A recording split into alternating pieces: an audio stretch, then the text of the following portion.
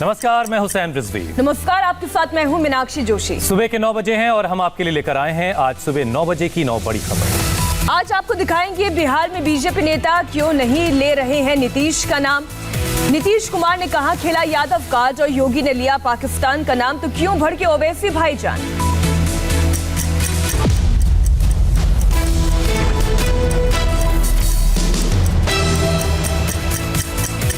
और सबसे पहले बात बिहार चुनाव की, जहां बीजेपी की जुबान से नीतीश का नाम गायब हो गया है। बिहार में धुआंधार चुनाव प्रचार कर रही बीजेपी अब से थोड़ी देर के बाद अपना घोषणा पत्र जारी करेगी। बिहार चुनाव में आज बीजेपी अपने वादों का पिटारा खोलेगी। निर्मला सीतारमण और रविशंकर प्रसाद अब से 1 घंटे बाद पटना में पार्टी का मैनिफेस्टो जारी करेंगे और कल से मैदान में उतर जाएंगे खुद प्रधानमंत्री मोदी। धुआंधार चुनाव प्रचार में लगी बीजेपी ने सीएम कैंडिडेट तो नीतीश कुमार को बनाया है, लेकिन सभी स्टार प्रचारक नीतीश के बजाय मोदी के नाम पर वोट मांग रहे हैं। बीजेपी के सभी बड़े नेता चुनावी सभाओं में राष्ट्रीय मसले उठा रहे हैं और भगवान राम के साथ साथ प्रधानमंत्री के काम को भी मुद्दा बना रहे हैं।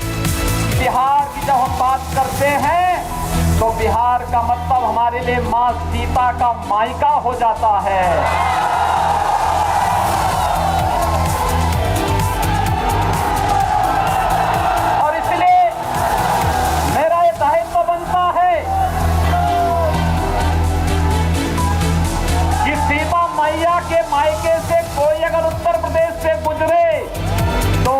सम्मान के साथ किसी भी प्रकार का खिलवाड़ नहीं होना चाहिए।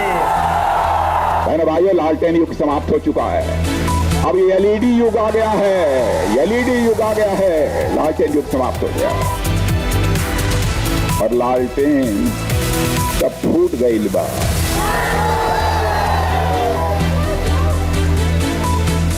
और ओकर तेल अब बह गई बा। अब न पंजा चली और न कोई का कोई खेल चली। बिहार में आज भी बीजेपी का तूफानी चुनाव प्रचार है।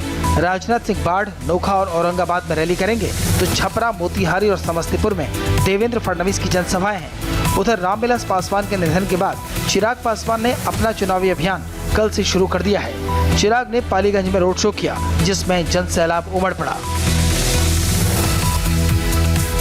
बीजेपी नेताओं की जुबान पर भले ही नीतीश का नाम नहीं आ रहा हो, नीतीश का नाम तेजस्वी यादव खूब ले रहे हैं। चिराग पासवान तो नीतीश को निशाना बना ही रहे हैं। तेजस्वी भी अपनी रैलियों में देसी अंदाज से प्रहार कर रहे हैं। लालू यादव की गैर मौजूदगी में तेजस्वी आरजेडी के सबसे बड़े स्टार प्रचारक हैं। एक दिन में 12 रैलियां कर रहे हैं। अपने भाषणों में वो न प्रधानमंत्री मोदी पर हमला करते हैं, न ही बीजेपी के दूसरे नेताओं की बात करते हैं। टारगेट सिर्फ नीतीश कुमार पर रहता है। लालू यादव की तरह तेजस्वी देसी अंदाज में भाषण देते हैं, बिहार की बात करते हैं, बिहारी की बात करते हैं और गरीबी बेरोजगारी के साथ साथ लोकल मुद्दे उठाते हैं। गरीबी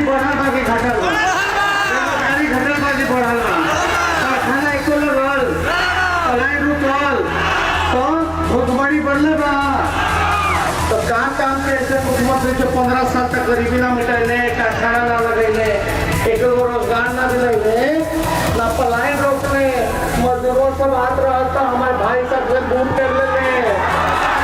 ऐसा सरकार के कोई फायदा बा।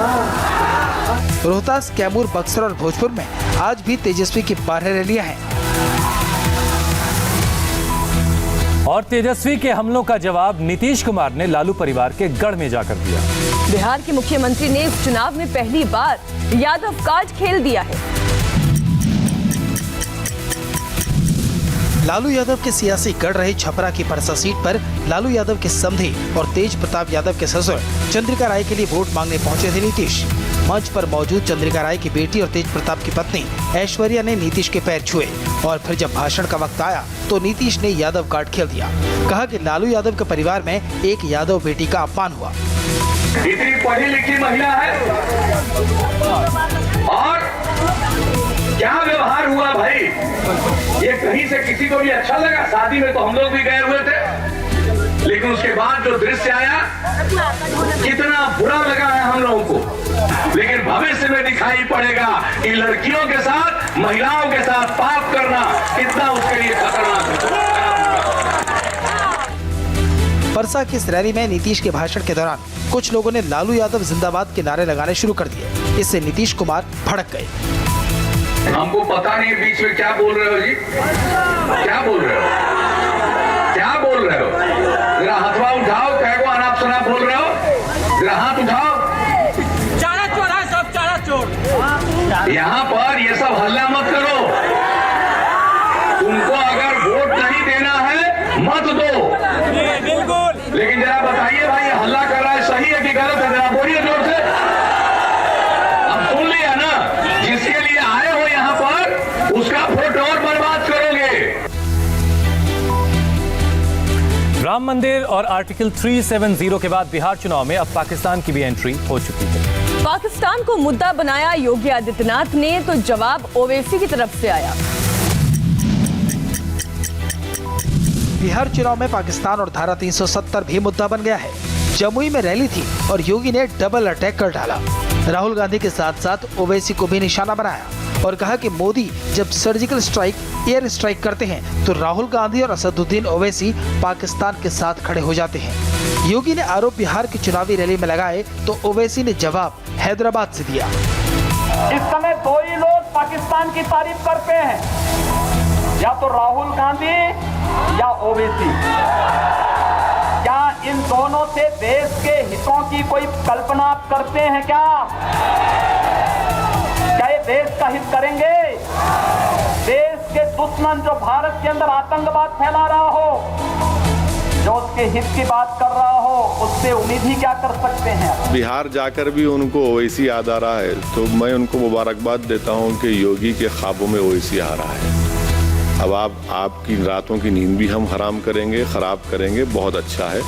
देखते रहिए हमको और आपकी नींद खराब होते रहेगी, इससे क्या बोल सकते हैं। इलेक्शन बिहार का है, मगर ये इनकी दिमाग की फिरका परस्ती है, इनकी सोच की फिरका परस्ती है कि इलेक्शन बिहार का है मगर नाम लिया जा रहा है दूल्हे भाई का। बिहार की चुनावी रैलियों में योगी पाकिस्तान के साथ साथ राम मंदिर का मुद्दा भी उठा रहे हैं और जय श्री राम के नारे भी लगवा रहे हैं। चुनाव प्रचार के दौरान वोट मांगने जा रहे नेताओं को जनता के गुस्से का भी सामना करना पड़ रहा है। कहीं केंद्र के मंत्री को भागना पड़ा तो कहीं राज्य सरकार की मंत्री का विरोध हो गया।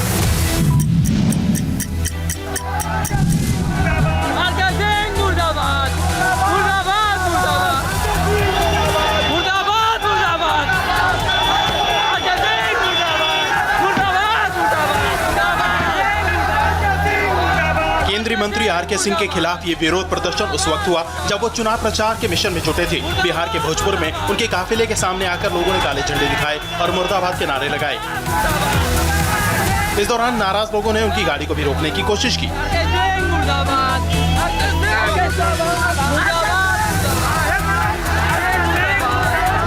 आर.के. सिंह की तरह विरोध जेडीयू की उम्मीदवार पूनम देवी का भी हुआ। पूनम देवी खगड़िया के राजकोटिया गांव में चुनाव प्रचार के लिए पहुंची थी तो लोगों ने उन्हें घेर कर शिकायतों का पिटारा खोल दिया। जो काम नहीं हुआ, हाँ। आप हमारे पास आए बोलने के लिए? हाँ। नहीं आए अभी तो बोलिए। हाँ, अभी बोले हैं। हाँ। जब फिर आपका आशीर्वाद जैसे देते आए हैं, जीतेंगे। जो कमी है उस कमी को हम पूरा करेंगे आपके पापा। चुनाव प्रचार के दौरान जनता के विरोध का सामना हर दल के उम्मीदवारों को करना पड़ रहा है। तेजस्वी यादव अपने उम्मीदवारों के लिए दिन रात चुनाव प्रचार में जुटे हुए हैं, लेकिन अपने क्षेत्र के लिए वो ज्यादा वक्त नहीं निकाल पा रहे हैं। तेजस्वी के चुनाव क्षेत्र में क्या है वोटर का मूड, ये आप इस रिपोर्ट में देखिए। तेजस्वी यादव राघोपुर से चुनाव मैदान में है। ये सीट लालू यादव के परिवार की परंपरागत सीट रही है। 2015 में तेजस्वी यहाँ से जीते थे, लेकिन एक बार राबड़ी देवी को हार का भी सामना करना पड़ा। राघोपुर में हार जीत का फैसला यादव करते हैं। तेजस्वी इस बार मुख्यमंत्री पद के दावेदार हैं और राघोपुर के वोटर कह रहे हैं कि वो विधायक के लिए नहीं बल्कि सीएम चुनने के लिए वोट डालेंगे। आपको क्या लग रहा है कि यहाँ इस बार तेजस्वी आराम से जीत जाएंगे? आराम से तेजस्वी जीतेंगे।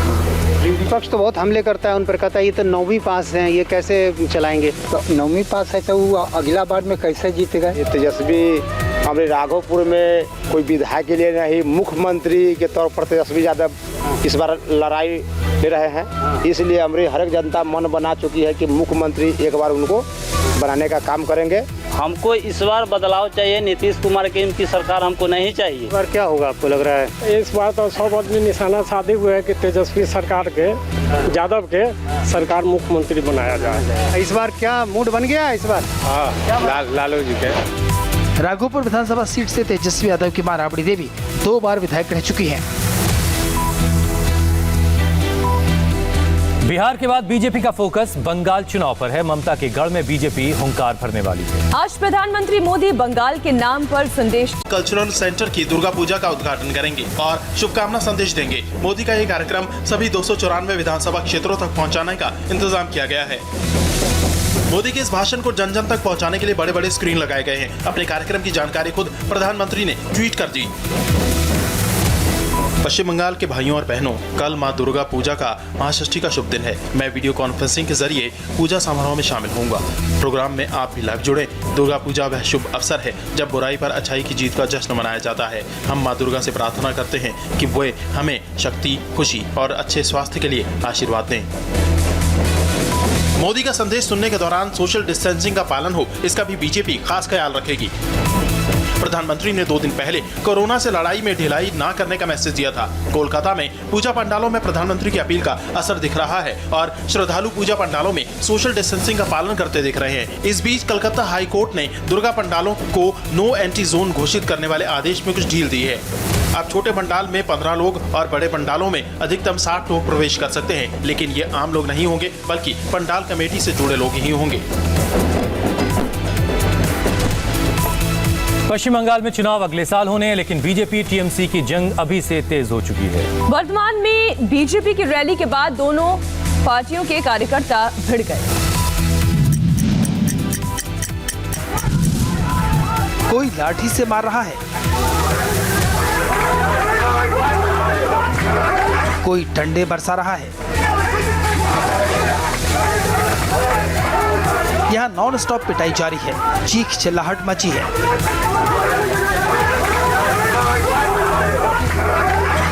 मार खाने वाला दुहाई दे रहा है, लेकिन मारने वालों पर कोई फर्क नहीं पड़ा।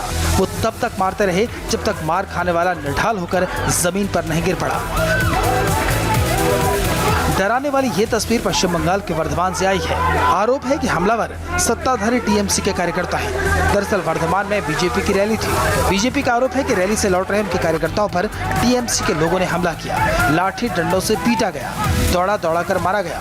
हालांकि बहुत बाद में पुलिस भी मौके पर पहुंची, तब कहीं जाकर टीएमसी के कार्यकर्ताओं को वहां से भगाया जा सका। हरियाणा में एक हैरान करने वाली वारदात हुई है। बाइक पर आए नकाबपोश लुटेरे बैंक को लूटकर फरार हो गए।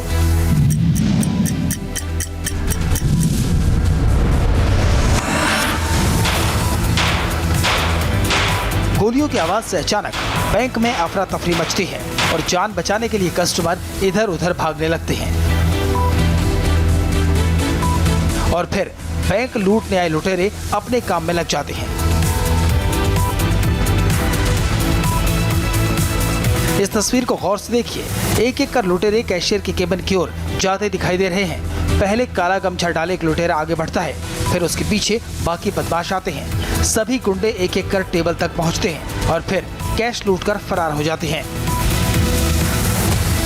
कैश लूटा गया है बैंक से, करीब 7 लाख के आसपास कैश गया है। काफ़ी बड़ी वारदात है, काफ़ी सीरियस वारदात है और पुलिस की मल्टीपल टीम्स हमने लगा रखी हैं। 2 डीएसपी स्तर के अधिकारी यहाँ पर लगे हुए हैं। मैं खुद भी इसको पर्सनली मॉनिटर कर रहा हूँ।